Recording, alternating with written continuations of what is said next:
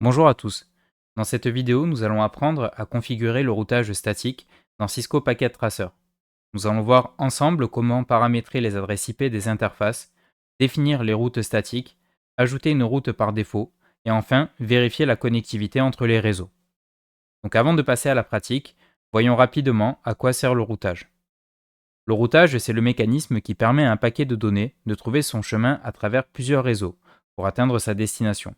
Autrement dit, lorsqu'un ordinateur veut communiquer avec une machine située dans un autre réseau, c'est le routeur qui décide par où faire passer les données. Il existe plusieurs types de routage, comme le routage statique que nous allons voir aujourd'hui, qui consiste à indiquer manuellement au routeur quelle route utiliser pour atteindre les réseaux. D'autres méthodes existent comme le routage dynamique avec les protocoles RIP et OSPF que nous verrons plus tard en deuxième année. Pour la suite de la vidéo, on propose la topologie réseau suivante, qui est composée de 5 réseaux et de 3 routeurs. Chaque matériel sera relié soit par un cordon Ethernet, soit par un cordon série. Donc on va commencer par voir comment configurer les adresses de passerelle sur chaque interface. Donc pour la vidéo et pour gagner un peu de temps, j'ai configuré les adresses de passerelle sur le routeur 1 et sur le routeur 2. Et on va voir ensemble comment le faire sur le routeur 0. Et sachez que les commandes que j'ai saisies dans le routeur 0 sont les mêmes que j'ai saisies dans le routeur 1 et 2 pour configurer leur adresse de passerelle. Donc, on double-clique sur le routeur et on va se placer sur l'onglet CLI pour pouvoir configurer notre routeur en ligne de commande. Je saisis la commande Enable, configure terminal. Et maintenant, il faut que je dise sur quelle interface je veux configurer l'adresse de passerelle. On va commencer par configurer l'adresse de passerelle sur l'interface giga00. Int giga00. Et ici, pour saisir l'adresse de passerelle, je vais mettre IP adresse 10.0.0.254 avec le masque de sous-réseau 255.255.255.0. Donc là, l'adresse de passerelle que je viens de configurer, c'est pour le réseau 10.0.0.0/24. Pour pouvoir activer cette interface, il faut que je mette la commande no shutdown qui permettra de l'activer. Et donc là, on voit que le lien est en train de s'établir sur le réseau 10.0.0.0. Maintenant, je vais passer sur l'interface SE030. Donc de la même manière, je saisis int SE030 et je configure maintenant l'adresse de passerelle de la même manière avec IP adresse. Et cette fois-ci, on est sur le réseau 172.16.0.0 et l'adresse de passerelle que je dois saisir, c'est 0.1 avec un masque de sous-réseau 255.255.255.252. Je saisis la commande no shutdown pour également activer l'interface. Et on a terminé la configuration des adresses de passerelle. Donc maintenant qu'on a configuré les adresses de passerelle, on va voir à quoi sert le routage statique et comment ça fonctionne. On part du principe que les ordinateurs sont bien configurés, c'est-à-dire qu'ils ont tous une adresse IP ainsi qu'une adresse de passerelle. De même, chaque routeur a ses adresses de passerelle qui sont correctement configurées. Donc par exemple, si je saisis la commande ping depuis le PC1 pour pinguer l'adresse IP 10.0.0.254, donc l'adresse de passerelle de ce réseau. Ici, le ping fonctionne, c'est normal puisque je reste sur le même réseau. Maintenant, si je saisis la commande ping 172.16.0.1, donc là, je change bien de réseau, mais je vais pinguer l'adresse de passerelle qui est sur le réseau 172.16.0.0. Ici, la commande ping fonctionne de nouveau. C'est normal parce que notre routeur 0 est directement relié à l'adresse IP 172.16.0.1. En revanche, si j'essaie de pinguer maintenant, par exemple, l'adresse de passerelle 192.168.0.254. Donc là, le routeur 0 n'est pas directement relié à cette adresse et à ce réseau.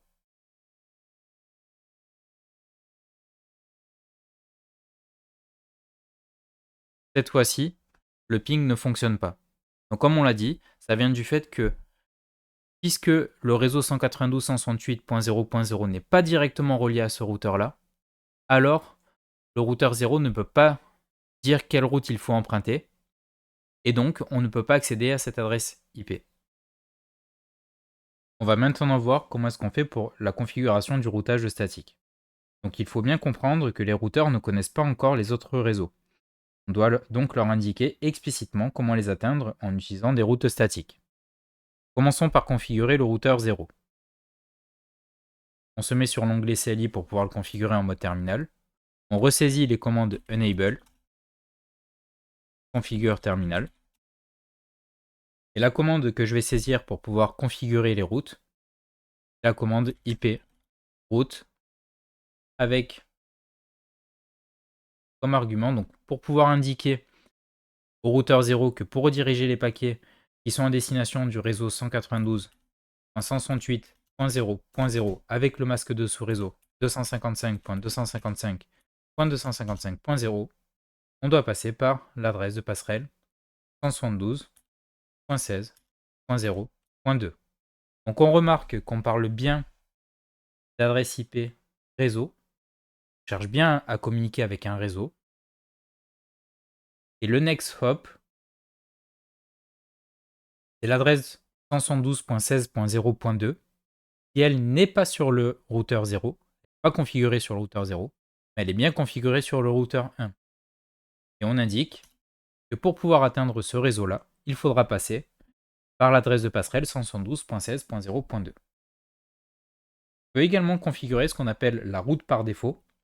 Donc la route par défaut, elle est utilisée lorsqu'un routeur ne connaît pas la destination d'un paquet. On la configure avec l'adresse du prochain saut par défaut. On ressaisit la commande IP route avec l'adresse 0.0.0.0 et le masque 0.0.0.0.0. Et le next hop par défaut dans mon exemple sera 172.16.0.2. Donc ici on indique que pour toute adresse inconnue, on renvoie le trafic vers l'adresse 172.16.0.2. Donc on va continuer sur le routeur 1. Je me place toujours dans l'onglet CLI. Je saisis les commandes enable et configure terminal.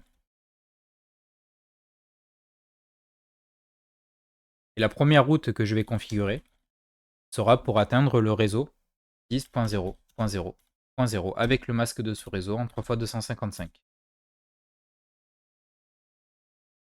Donc j'indique au routeur 1 que pour pouvoir accéder à ce réseau-là, il faudra passer par l'adresse de passerelle 172.16.0.1 qui est le next hop. Et vous vous souvenez, ici l'adresse de passerelle 172.16.0.1 est configurée sur le routeur 0 et non sur le routeur 1 sur lequel je suis actuellement. On va également saisir une route par défaut, toujours avec la commande IP route. On saisit l'adresse 0.0.0.0, le masque 0.0.0.0 et la route par défaut sera redirigée sur l'adresse de passerelle 10.20.20.1. Donc j'ai terminé la configuration de mon routeur 1. Je vais maintenant continuer sur mon routeur 2.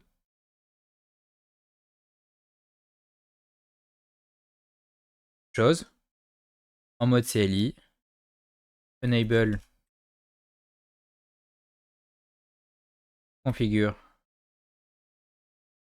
terminal. Je saisis la commande IP route et cette fois-ci je vais juste saisir une route par défaut avec l'adresse 0.0.0.0, le masque 0.0.0.0 et je vais rediriger les paquets sur 10.20.20.2.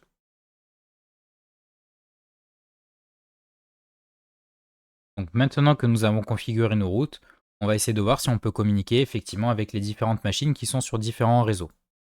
Donc plaçons-nous sur le PC 1 et on va essayer d'effectuer un ping sur l'adresse 10.10 .10.1. Cette fois-ci, je peux pinguer l'ordinateur qui est sur un réseau différent et qui n'est pas relié directement sur le routeur 0. On va essayer aussi depuis le PC 4. On peut pinguer l'adresse de passerelle, par exemple 192.168.0.254. Ici, on peut effectivement la pinguer. Nos règles de routage sont correctement configurées. Alors pour pouvoir continuer nos tests, on peut également s'assurer que les tables de routage sont correctement configurées sur les routeurs. On va se placer par exemple sur le routeur 0. On va taper exit. Et on va taper la commande show IP route. Et ici, on peut voir toutes les routes qui sont configurées. Donc il y a les routes que nous avons configurées manuellement, donc en statique, avec le réseau 192.168.0.0 qui doit passer par l'adresse de passerelle 172.16.0.2. La route par défaut en 0.0.0.0 qui doit passer par l'adresse de passerelle 172.16.0.2. Et il y a également les réseaux sur lesquels sont directement connectés les interfaces de notre routeur.